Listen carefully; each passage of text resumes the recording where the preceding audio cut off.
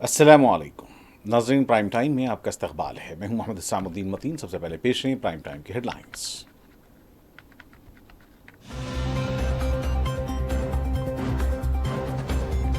Opposition रहनुमा राहुल गांधी ने हुकूमत की तरक्याती पॉलिसियों पर उठाए सवाल। कहा, मोदी हुकूमत की पॉलिसियों में मेहनत आम आदमी करता है और फायदा कोई और उठाता है।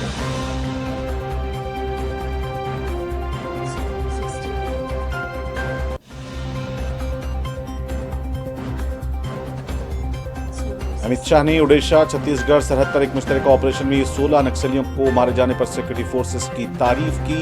कहा कि यह नक्सलिज्म पर एक और मजबूत हमला है।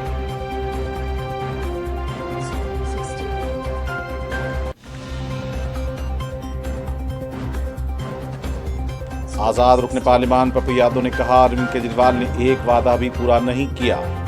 दिल्ली में पप्पू यादव ने चलाई कांग्रेस के लिए इंतखाबी मुहिम।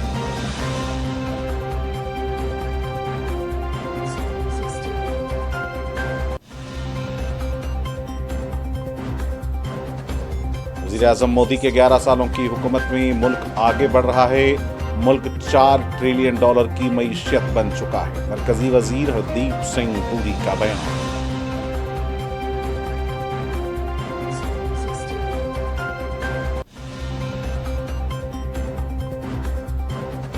सैफ अली खान दवाखाने से डिस्चार्ज। रिहायशगाह पर पुलिस का वसीतर बंदोबस्त। सीसीटीवी कैमरे लगा दिए गए।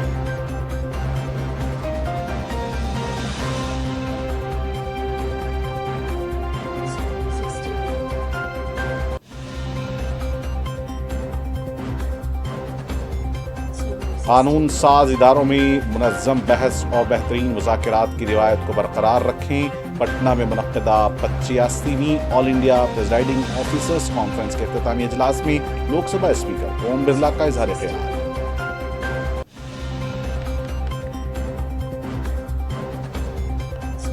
डोनाल्ड ट्रंप ने अमेरिका के 47वें सदर की हैसियत से हलफ उठाने के मौके पर बाइबल पे हाथ नहीं रखा। मंजर देखकर हर कोई हुआ हैरान।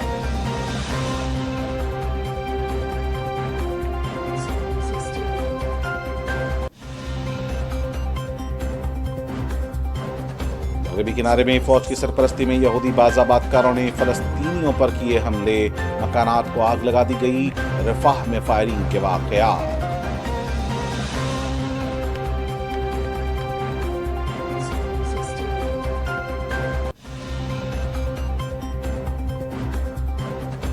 और तुर्की की एक होटल में लगी आग, 66 अफराद जाँ बहक, 50 से ज़ायद जख्म।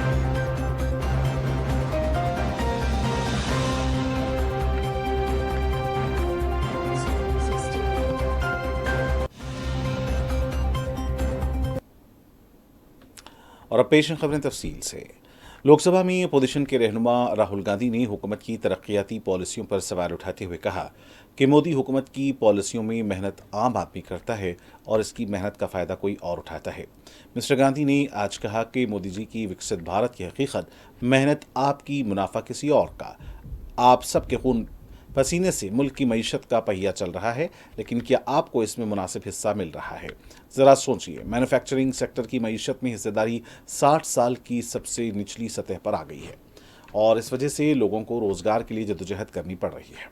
ज़राअत के शोबे में गलत पॉलिसियों ने किसान और खेत मजदूरों की हालत ख़राब कर दी है और वो बमुश्किल अपनी ज़िंदगी बसर कर रहे हैं।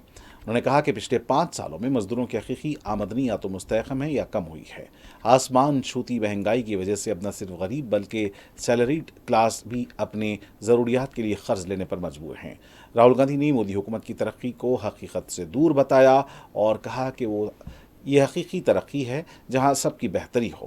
उन्होंने कहा कि हकीकी तरक्की वो है जहां सबकी बेहतरी होती हो, कारोबार के लिए मुनसिफाना माहौल मिलता हो, मुनासिब टैक्स निज़ाम नाफिज हो और मजदूरों की आमदनी बढ़े, और इसी से मुल्क खुशहाल और मजबूत बनेगा।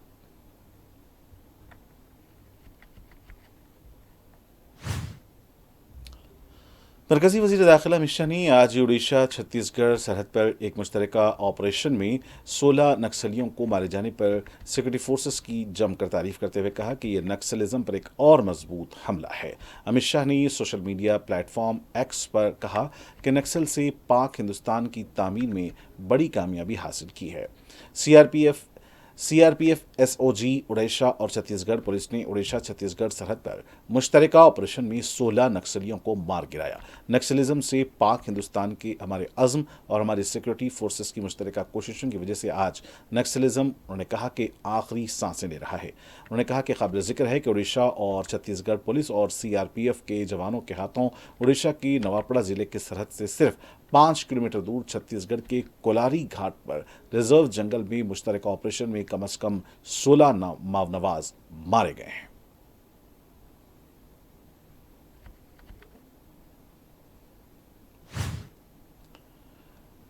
गुड़ियाबंद के कोलारी घाट गौडमढ़ में छत्तीसगढ़ पुलिस के साथ तसादुम में मारे गए 16 नक्सलियों की लाशों को गरियाबंद जिले हेडक्वार्टर लाया जा रहा है।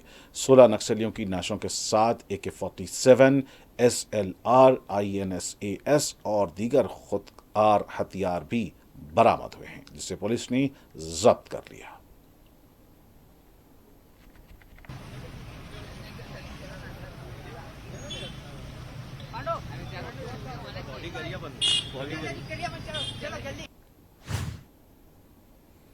दहली में कांग्रेस के लिए इंतखाबी मुहिम चलाते हुए पूर्णिया से आजाद रुकन पार्लिमान पप्पू यादव ने कहा कि दहली के साबिक वजीर आला और आम आदमी पार्टी के कन्वीनर अरविंद केजरीवाल अवाम के पैसे का गलत इस्तेमाल करते हुए इश्तिहारात दे रहे हैं। उन्होंने कहा कि अरविंद केजरीवाल ने एक वादा भी पूरा नहीं किया है। अब आप कौन से नए वादे कर रहे हैं? इन लोगों ने पूर्वांचल को धोखा दिया है। पप्पू यादव ने कहा कि आम आदमी पार्टी ने लोगों को सिर्फ लूटने का काम किया है।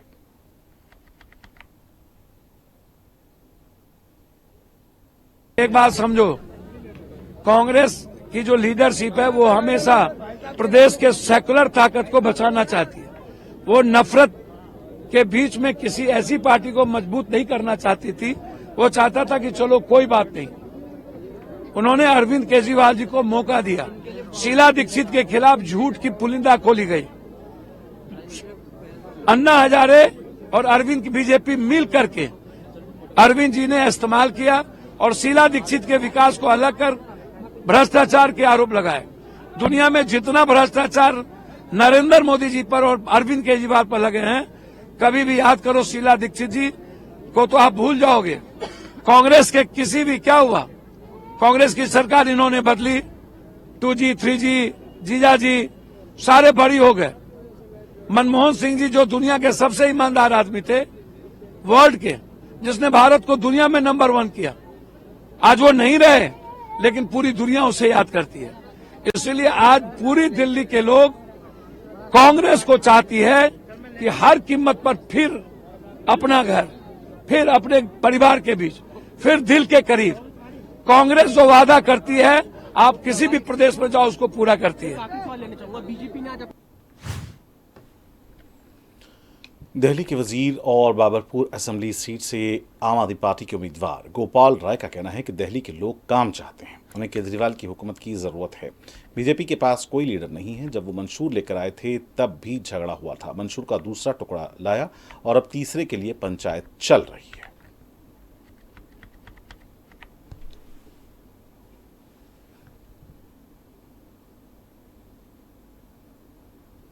क्या कहेंगे? देखिए, पूरे दिल्ली से एक ही आवाज उठ रही है कि दिल्ली में फिर से केजरीवाल की सरकार बनाई जाए। दिल्ली के लोगों को काम चाहिए और काम के लिए केजरीवाल की सरकार चाहिए। जब पूरे दिल्ली में केजरीवाल की सरकार पिछली बार बनी थी, रोहतास नगर वालों ने एक गलती की, यहां भाजपा का विधायक बनाया। उसका परिणाम क्या हुआ? पूरे रोहतास नगर में बदहाली की स्थिति आई, विकास ठप हो गया। मैं रोहतास नगर के लोगों से एक ही अपील करना चाहता हूं, दिल्ली में अरविंद केजरीवाल की सरकार जनता बना रही है। रोहतास नगर वाले भी अरविंद केजरीवाल की सरकार में केजरीवाल का विधायक जिताएंगे, तो जो भी काम पिछले 5 साल में रुक गए थे उसको हम और तेज करेंगे और रोहतास नगर का विकास का काम और तेज करेंगे। बीजेपी ने दूसरे संकल्प पत्र जारी किया है। देखो, बीजेपी पिछले 2 महीने से कंफ्यूज है। न तो उनके पास नेता है। जब वो संकल्प पत्र लेकर आए तब भी आपस में इतना खींचतान था कि पूरा संकल्प पत्र घोषित नहीं कर पाए। उसका एक टुकड़ा घोषित किया, अब दूसरा किया है, अब तीसरे की पंचायत चल रही है। तो भारतीय जनता पार्टी के पास न नेता है, न नीतियां हैं और न तो उनकी नीयत है दिल्ली के लिए कुछ काम करने की। अगर नीयत होती तो दिल्ली वाले 3 बार से 7 सांसद जिता रहे, केंद्र में सरकार बना रहे, कुछ तो काम किया होता। तो इसलिए दिल्ली को साफ है कि काम करने वाली सरकार चाहिए तो केजरीवाल चाहिए।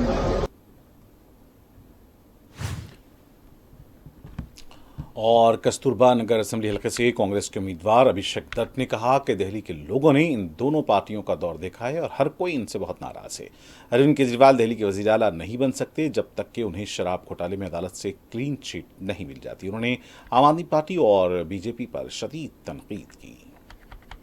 मेंबर्स हैं यहाँ पे, हम सब एक एक घर में गए, 14,000 घरों में गए और सबको ये विश्वास है कि अभिषेक ने पहले भी काम करा, आगे भी काम करेगा। और जिस तरीके से मूलभूत सुविधाओं को लेके हमारे यहाँ के लोग, भले गांव के लोग हों, शहर के लोग हों, सरकारी कॉलोनी के लोग हों, स्लम्स के लोग हों, सब परेशान हैं। काम कहीं नहीं हुआ, उनको पता काम केवल अभिषेक ही करेगा। भारतीय जनता पार्टी पिछले 11 साल से दिल्ली पे राज कर रही है केजरीवाल जी के साथ साथ। ये सारी बातें उन्होंने 11 साल में क्यों नहीं करी? ये वो लोग हैं जो आधार का मजाक उड़ाते थे, ये वो लोग हैं जो मनरेगा के खिलाफ थे, ये वो लोग हैं जो ईडब्ल्यूएस के सिस्टम के खिलाफ थे। आज जब से कांग्रेस पार्टी ने कर्नाटका में सरकार बना के स्टाइपेंड स्टूडेंट्स को देना शुरू करा, जब से कांग्रेस पार्टी ने दिल्ली में एक बड़ी अनाउंसमेंट स्टूडेंट्स की करी, तब से भारतीय जनता पार्टी संकल्प 2, 3, 4 करते रहे। बहुत देर हो चुकी है सनम आते आते। दिल्ली के लोगों ने आम आदमी पार्टी और भारतीय जनता पार्टी का दोनों का कार्यकाल देखा, दिल्ली के लोग इनसे बहुत परेशान है। वो बन नहीं सकते मुख्यमंत्री। अरविंद केजरीवाल जी जब तक एक्साइज के घोटाले में सुप्रीम कोर्ट से क्लीन चिट नहीं लेके आते तब तो कभी मुख्यमंत्री बन नहीं सकते। तो क्या कहते हैं, ना बजेगा बाज, क्या होती है कहावत है ना, तो वही कहावत है इसके अंदर।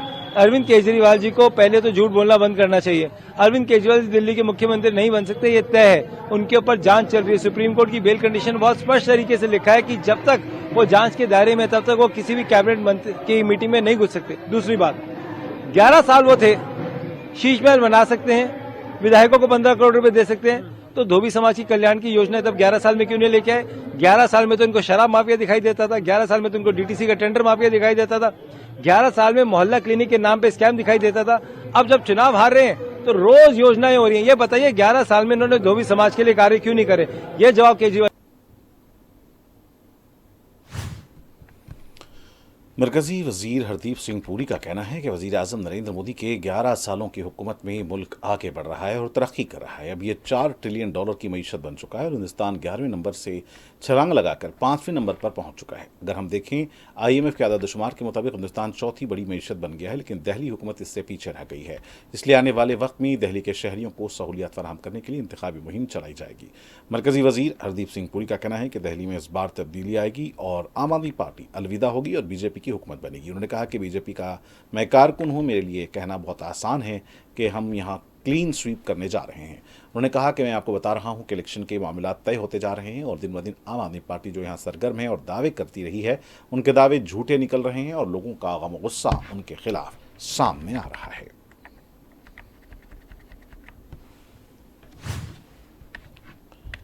लोकसभा के स्पीकर ओम बिरला ने आज कहा कि कानून साजों में रुकावटों से पाक और मुनज़्ज़म बहस और बेहतरीन मुज़ाकरात की रिवायत को बरकरार रखा जाना चाहिए। इजलासों की कम होती हुई तादाद पर तशवीश का इजहार करते हुए लोकसभा के स्पीकर ओम बिरला ने कहा कि तमाम प्रिजाइडिंग ऑफिसरान की कोशिश होनी चाहिए कि ऐवान में कोई खलल न पड़े। इत्तफाक़ राय और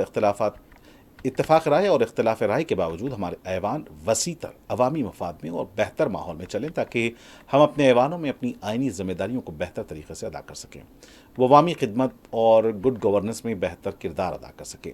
पटना में मुनक़िदा 85वीं all India presiding officers conference के इख्तितामी इजलास में ओम बिरला ने इन ख्यालात का इज़हार किया। लोकसभा स्पीकर ने कहा कि तमाम प्रिजाइडिंग ऑफिसरान ने आइन की 75वीं सालगिरह को त्यौहार के तौर पर मनाने के लिए अपने ख्यालात पेश किए थे। उन्होंने कहा कि हिंदुस्तान की पार्लियामेंट और तमाम रियासतों के मुक़र्रना पंचायती राज इदारे, शहरी इदारे, कोऑपरेटिव इदारे, नौजवान, ख़वातीन, तुलबा, पेशावर अफराद, NGOs, कारोबारी अफराद, मीडिया और जमहूरियत के तमाम स्टेक होल्डर्स साल भर इसमें शामिल रहेंगे। मुल्क के हर कोने में हमारी अजीम जमहूरियत को मजबूत करने के लिए हम मुहिम चलाएंगे और मुख्तलिफ प्रोग्रामों का इनेकाद करेंगे। कानून साजों के लिए बेहतरीन तहकीकी ताउन पर जोर देते हुए ओम बिरला ने कहा कि अरकान की इस्तेदाद कार बढ़ाने और मदद के लिए कानून साज इदारों में बेहतरीन तहकीक और हवालाजात का होना जरूरी है। उन्होंने यकीन जाहिर किया कि साल 2025 में वज़ीर आज़म के विजन के मुताबिक हम हिंदुस्तान के शहरियों को ऐसा मुनफरिद प्लेटफॉर्म फराहम करने में कामयाब हो जाएंगे जहां वो कलीदी लफ्ज़ के जरिए किसी भी मौजू पर न सिर्फ पार्लियामेंट की बहस को तलाश कर सकेंगे, मेटा डेटा और AI के जरिए आप मुकर्रना में होने वाली बहसों तक भी रसाई हासिल करेंगे। लोकसभा के स्पीकर ने इस बात पर रोशनी डाली कि हिंदुस्तान की पार्लियामेंट टेक्नोलॉजी के इस्तेमाल में दुनिया की तमाम पार्लियामेंट से आगे है। ओम बिरला ने प्रेजाइडिंग ऑफिसरान को मुतल्ला किया कि हिंदुस्तान की पार्लियामेंट रियासती मुकर्रना के साथ तकनीकी आलात का इश्तराक करेगी ताकि उनकी कारकर्दगी और पैदावारी सलाहियत को मजीद बेहतर और मजबूत बनाया जा सके।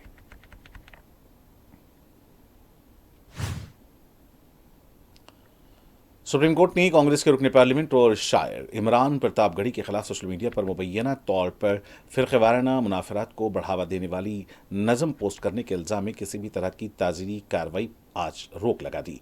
जस्टिस AS ओका और उजल बुयान की बेंच ने प्रतापगढ़ी को उनकी दरख्वास्त पर यह राहत दी है और अदालत ने गुजरात हुकूमत और दीगर को नोटिस जारी किया। अपनी दरख्वास्त में प्रतापगढ़ी ने गुजरात हाईकोर्ट के हुक्म को चैलेंज किया था जिसमें उनके खिलाफ दर्ज मुकदमे को मनसूख करने की अपील को खारिज कर दिया गया था। सुप्रीम कोर्ट ने हिदायत देते हुए कहा कि हमने नज़म भी सुनी और मुकदमा और दर्ज मुकदमे में कोई कार्रवाई नहीं की जाएगी। गुजरात हाईकोर्ट ने 17 जनवरी को FIR को मनसूख करने से इनकार करते हुए कहा कि तफ्तीश अभी इब्तदाई मराहिल में है। हाईकोर्ट के जज जस्टिस संदीप N भट्ट ने कहा कि आईन हिंद की आर्टिकल 226 के तहत अपने इख्तियारात इस्तेमाल करने की कोई वजह नजर नहीं आती। हाईकोर्ट ने मजीद कहा कि सोशल मीडिया पोस्ट पर रद्दमल जाहिर करता है कि इससे समाजी हमांगी खराब हो सकती है। अदालत ने कहा कि हिंदुस्तान के किसी भी शहरी से तवक्का की जाती है कि वो इस तरह का बर्ताव करे कि फिरकावाराना हम आहंगी या समाजी हम आहंगी में खलल न पड़े। दरख्वास्त गुजार रुकने पार्लियामेंट होने के नाते तवक्का की जाती है कि वो ऐसी पोस्टों के नतायज को समझकर ज्यादा जिम्मेदारी से काम करेगा। हाईकोर्ट की जानिब से राहत देने से इनकार करने के बाद इमरान प्रतापगढ़ी ने अदालत उज़्मा से रुजू किया था जिसने अब कांग्रेस के रुकने पार्लियामेंट को आर्जी राहत देते हुए कार्रवाई पर रोक लगा दी है। सुप्रीम कोर्ट इस मामले में अगली समाअत अब 10 फरवरी को करेगा।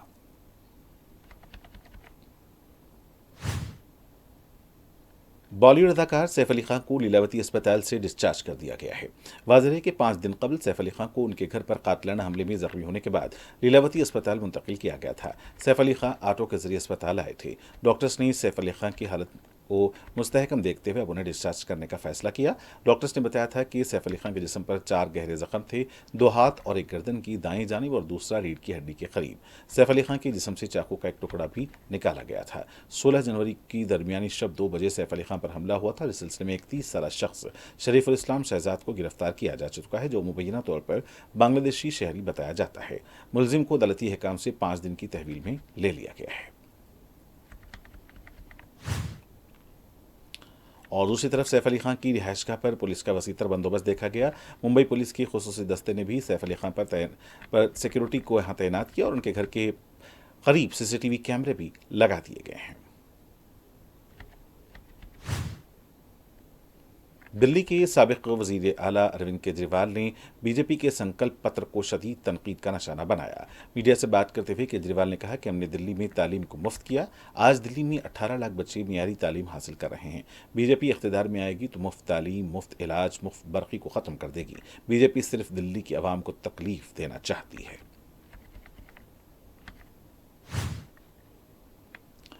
बीजेपी के MP अनुराग ठाकुर ने अरविंद केजरीवाल और आतिशी से सवाल किया कि क्या रोहिंग्याई मुसलमानों को बांग्लादेशी गैरकानूनी तारिकीन वतन को दिल्ली में पनाह दी जा रही है या नहीं। वाज़ेह है कि इस बार फिर बांग्लादेशी तारिकीन वतन का मसला दिल्ली के इंतखाबात में मौजू बनता जा रहा है।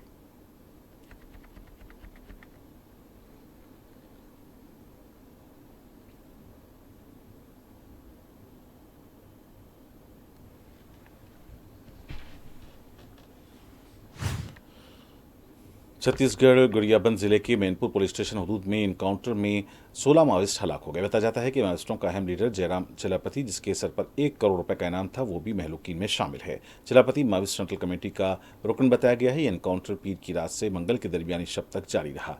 District reserve guard, CRPF, cobra group और SOG की मुश्तरका कार्रवाई में ये माओवादिस्ट मारे गए। बताया जाता है कि इलाके में माओवादिस्टों के मुसद्दक़ा इत्तला मिलने पर ऑपरेशन शुरू किया गया था। दूसरी तरफ छत्तीसगढ़ के नायब वजीर आला ने बताया कि वजीर दाखिल अमित शाह ने 31 मार्च 2026 तक मुल्क को माओवादिस्टों से पाक बनाने का आज़म किया है।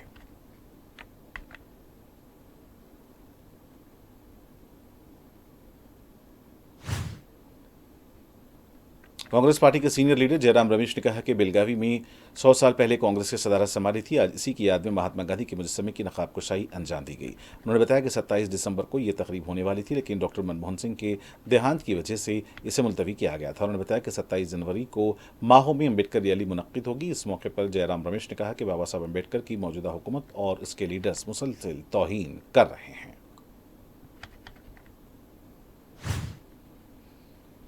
जम्मू कश्मीर के ज्यूल चौक के पास फायरिंग के एक वाक़े में एक शख्स हलाक हो गया। मुकामी एडीजीपी आनंद जैन ने बताया कि समित जंदयाल को गोली मारी गई। उन्होंने कहा कि यह दहशतगर्दी का वाक़या नहीं है। जंदयाल को उसके मुखालिफिन की तरफ से गोली मार दी गई। पुलिस ने बताया कि हमलावरों को पकड़ने के लिए खुसूसी टीमें तश्कील दे दी गई हैं।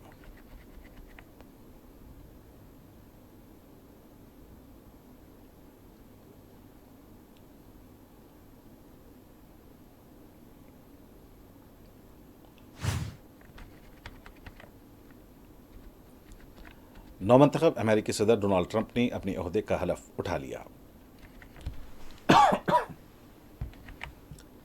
वो अमेरिका के 47वें सदर हैं और दूसरी बार ओहदे सदारत के लिए मुंतखब हुए हैं। तकरीब अमेरिकी आइन के तहत कैपिटल हिल वाशिंगटन डीसी में मुनक्किद की गई, जहां चीफ जस्टिस जॉन रॉबर्ट्स ने उन्हें ओहदे का हलफ लिया, जबकि क़ब्ल-ए-ज़ीं जेडी वैंस ने नायब सदर के ओहदे का हलफ उठाया। हलफबरदारी के बाद अपने सदारती खिताब के आगाज में डोनाल्ड ट्रंप ने जो Biden, bill Clinton, George W Bush और तमाम शुरका का शुक्रिया अदा किया और कहा कि अब अमेरिका का सुनहरी दौर शुरू हो गया है।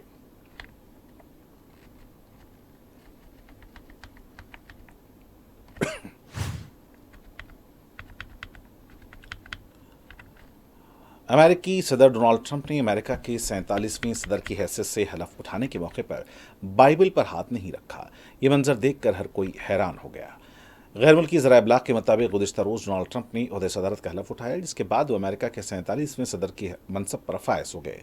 ट्रंप से अमेरिकी सुप्रीम कोर्ट के चीफ जस्टिस जॉन रॉबर्ट्स ने ओहदे का हलफ लिया। हैरानकुन तौर पर ट्रंप ने सदारत का हलफ उठाने के दौरान बाइबल पर हाथ नहीं रखा। मेलानिया ट्रंप सदर के साथ खड़ी थीं, जिन्होंने 2 बाइबल्स थाम रखी थीं, मगर ट्रंप ने हलफ लेते वक्त अपना सीधा हाथ बुलंद किए रखा, मगर बाइबल को हाथ नहीं लगाया। अमेरिकी सदर के लिए बाइबल पर हाथ रखना कानूनी तौर पर ज़रूरी तो नहीं है, मगर रिवायत के तहत सदर ओहदे का हलफ लेते हुए एक हाथ बाइबल पर रख लेता है। ट्रंप के इस गैर मुतवक्का इक़दाम से हर कोई हैरतज़दा हो गया। दूसरी जानिब ट्रंप ने हलफ उठाते ही बड़े हुक्मनामे जारी किए हैं। साथ ही उन्होंने अपने सियासी मुखालिफिन से इंतकाम न लेने का ऐलान कर दिया है। ट्रंप की तकरीब हलफबरदारी के बाद अपने इफ्तिताही खिताब में कहना था कि अपने दौर में अमेरिका पहले रखूंगा, अब अमेरिका तरक्की करेगा। उन्होंने कहा कि अमेरिका बहुत जल्द मजबूत, अजीम और पहले से कहीं ज्यादा कामयाब मुल्क बनकर आगे बढ़ेगा।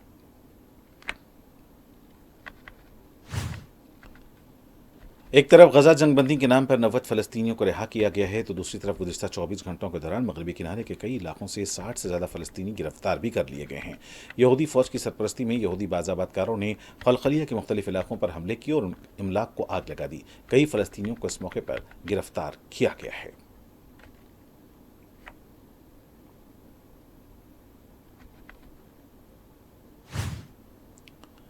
और गजा पट्टी के रफ़ा में इसराइल के कातिल दस्ते ने 3 फलस्तीनियों को गोली मार दी है। शोहदा में कम सिन बच्चा भी शामिल है। बताया जाता है कि जंगबंदी के बावजूद भी ये इत्तलात मिल रही हैं कि यहूदी फ़ौज की तरफ से मुसलसल हमले किए जा रहे हैं।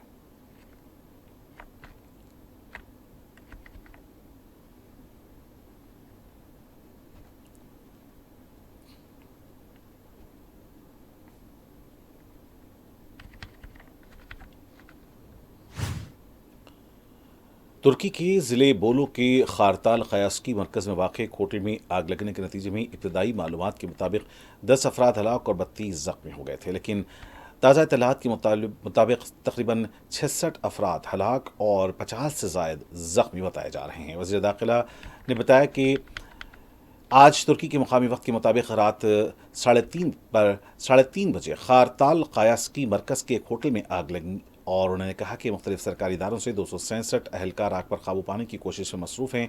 वाक़े में हलाक होने वालों की तादाद अब 66 बताई जा रही है, जबकि ज़ख्मियों की तादाद 50 से तजावुज़ कर चुकी है।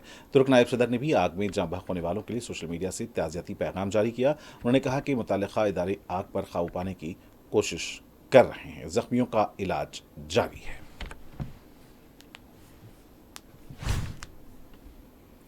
और नाज़रीन, आखिर में डालते हैं सुर्खियों पर एक और नज़र।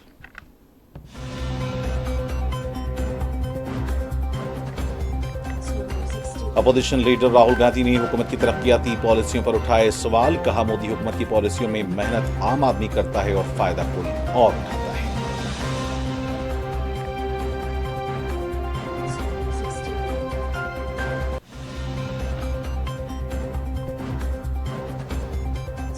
अमित शाह ने उड़ीसा छत्तीसगढ़ सरहद पर एक मुश्तरका ऑपरेशन में 16 नक्सलियों को मारे जाने पर सिक्योरिटी फोर्सेस की तारीफ की। कहा, यह नक्सलिज्म पर एक और मजबूत हमला है।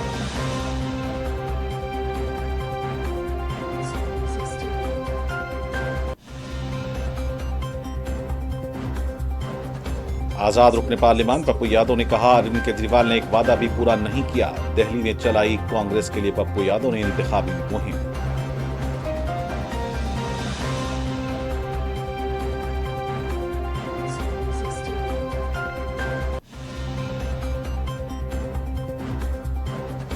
वज़ीर-ए-आज़म नरेंद्र मोदी के 11 सालों की हुकूमत में मुल्क आगे बढ़ रहा है। $4 ट्रिलियन की मईशत बन चुका है हिंदुस्तान। मरकजी वजीर हरदीप सिंह पुरी का बयान।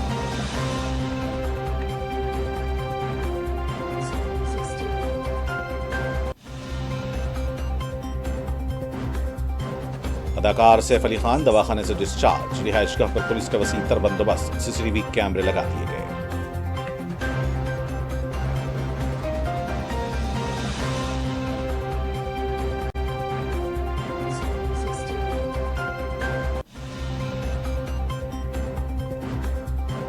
कानून साज इदारों में मुनज़्ज़म बहस और बेहतरीन मुज़ाकरात की रिवायत को बरकरार रखें। पटना में मुनक़्क़दा 85वीं ऑल इंडिया प्रेसिडेंटिंग ऑफिसर्स कॉन्फ्रेंस के इख्तितामी इजलास में लोकसभा स्पीकर ओम बिरला का इज़हार ख्याल।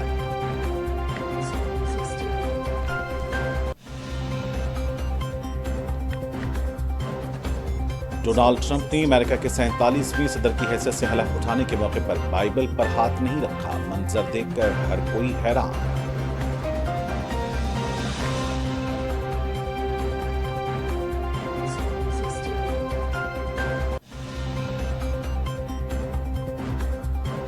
मगरबी किनारे में फौज की सरपरस्ती में यहूदी बाज़ाबातकारों ने फलस्तीनियों पर किए हमले। मकानात को भी आग लगा दी गई। रफ़ाह में फायरिंग के वाक़यात।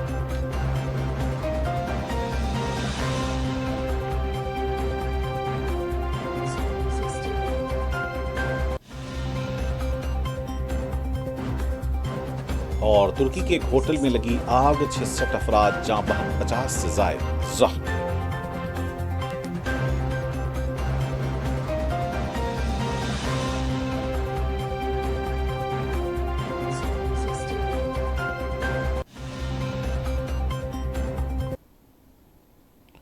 और नाज़रीन, इसी के साथ प्राइम टाइम का सिलसिला फिलहाल यहीं इख्तिताम को पहुंचता है। मुझे मोहम्मद हुसैन मदीन मतीन को पूरी टीम के साथ दें इजाज़त। देखते रहें 4TV न्यूज़। खुदा हाफिज़, शब बख़ैर।